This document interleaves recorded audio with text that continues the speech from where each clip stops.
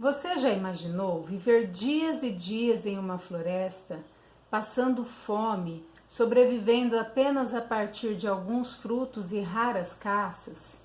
Olá, eu sou Adriana Bisutti, professora e coach, e hoje vamos falar de Mayombe, do autor angolano Arthur Carlos Maurício Pestana dos Santos, conhecido apenas como Pepetela.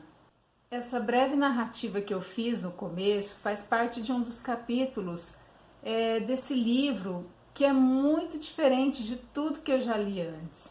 Mayombe é mais uma leitura obrigatória da FUVEST e conta a história da Guerra de Libertação de Angola, que aconteceu entre 1961 até 1974. Na verdade, o livro é fruto da participação do autor nessa guerra de independência. Então, para entender realmente essa obra, é necessário um pouco de conhecimento sobre esse contexto histórico aí da guerra.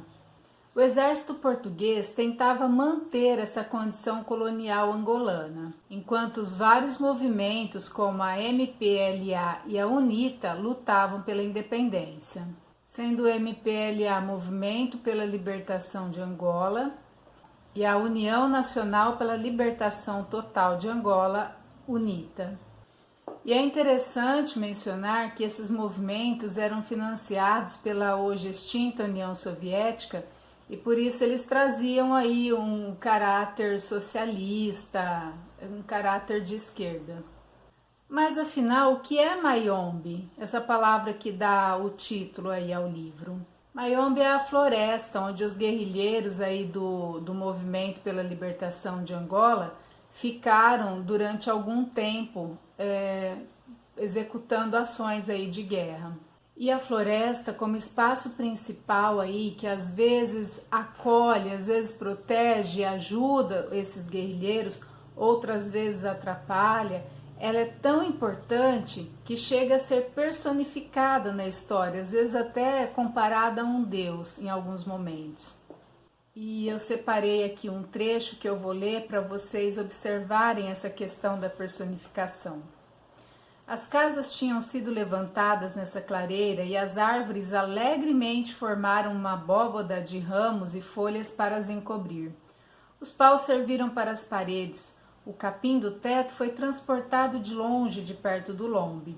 O montículo foi lateralmente escavado e tornou-se forno para o pão. Os paus mortos das paredes criaram raízes e agarraram-se à terra, e as cabanas tornaram-se fortalezas. E os homens, vestidos de verde, tornaram-se verdes como as folhas e o castanhos como os troncos colossais.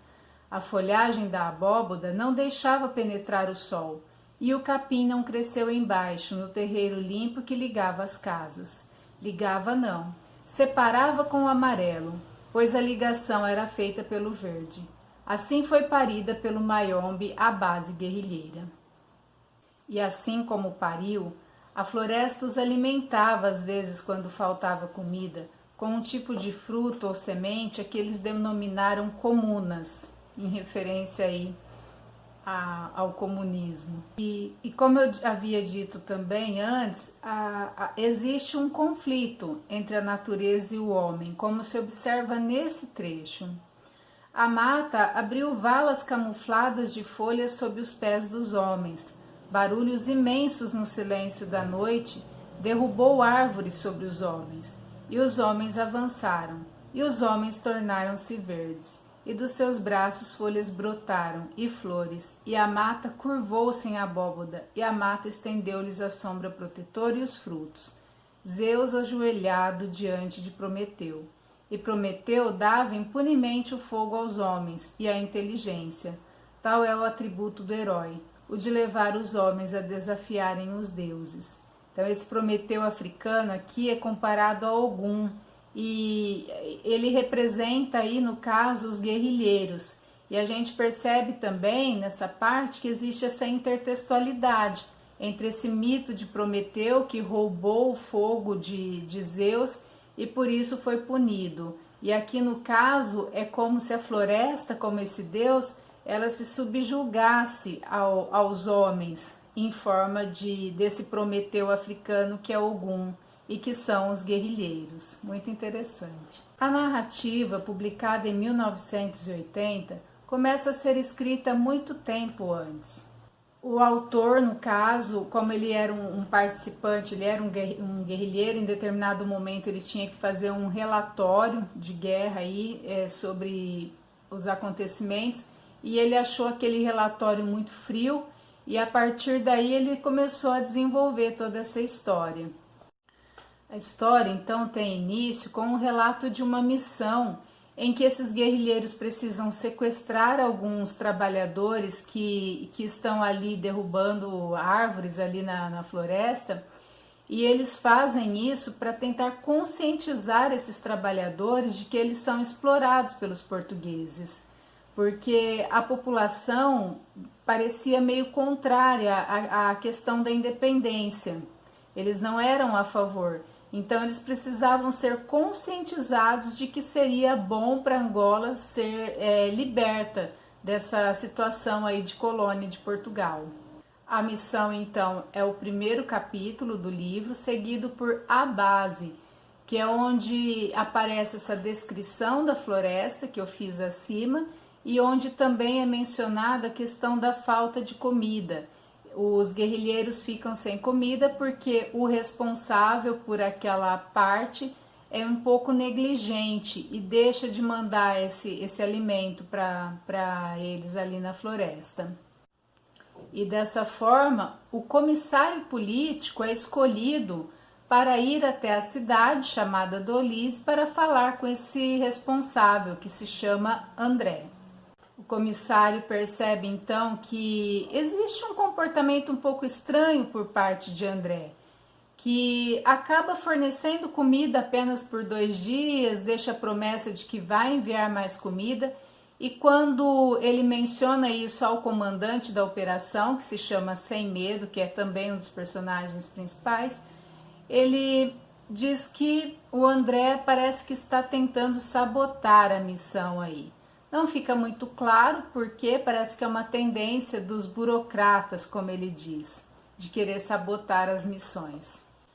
Mas o pessoal desses movimentos parece que já não estão muito satisfeitos com esse comportamento de André, já fizeram várias reclamações, mandaram vários relatórios para a direção do movimento, e a situação do André então piora a partir do 3º capítulo, quando ele é pego em flagrante com a Ondina, a única mulher aí da trama, mas a Ondina, ela é noiva do comissário.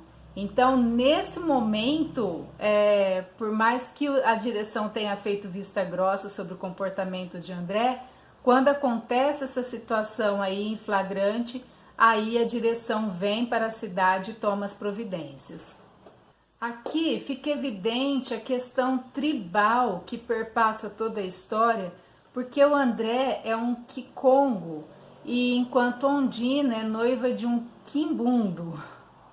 Os conflitos tribais são, na verdade, uma ameaça a essa guerra pela libertação.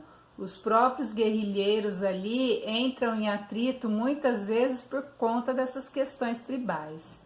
Mayombe, como se vê, não fala só de guerra, fala também de amor, como esse conflito aí entre o comissário e a sua noiva. Tem a história do Sem Medo, que perdeu a mulher que amava no passado e que é atormentado por esse fato. Enfim, Mayombe traz toda uma gama de sentimentos e dramas humanos.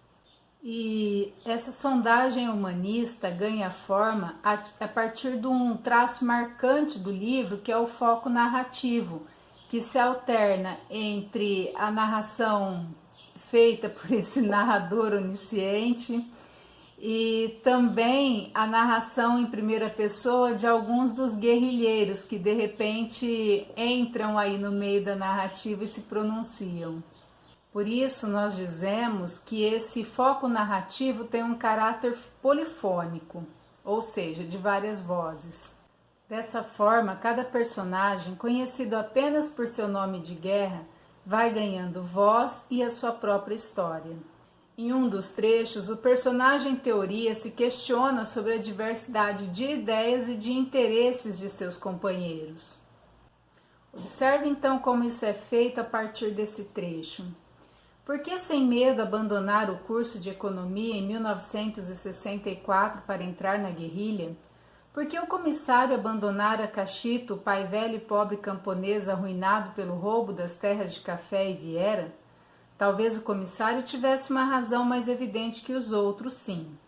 Por que o chefe de operações abandonara os Dembos? Por que Milagre abandonara a família? Por que Moatianoa, o desenraizado marinheiro, abandonara os barcos para agora marchar a pé, numa vida de aventura tão diferente da sua? E por que ele, Teoria, abandonara a mulher a posição que podia facilmente adquirir? Consciência política, consciência das necessidades do povo, palavras fáceis, palavras que no fundo nada diziam. Como age em cada um deles essa dita consciência?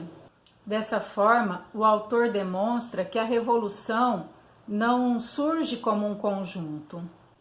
Ela é enxergada de forma diferente e conflitante pelos seus próprios membros, cada um deles com sua origem, ideologia, visão e propostas próprias. Tem também cada um a sua própria visão, seu próprio ideal. Talvez por isso, logo após a declaração de independência de Angola, em 1975, começou a guerra civil que durou até 2002. Eu falei aqui de aspectos muito importantes dessa obra e dessa vez não vou contar o livro inteiro, porque eu faço questão que você que está assistindo aqui ao vídeo leia esse livro, mesmo que você não seja vestibulando. Porque esse é um livro que conquista o leitor aos poucos. No começo você não dá nada por ele. E quando você percebe, você já se sente fisgado pela história. E quando ela acaba, você fica pensando, se perguntando o que foi que te deixou tão impactado. Espero que você tenha gostado dessa análise que eu fiz, desse pouquinho da história que eu contei. Compartilhe com seus amigos, curta aqui o vídeo e até a próxima!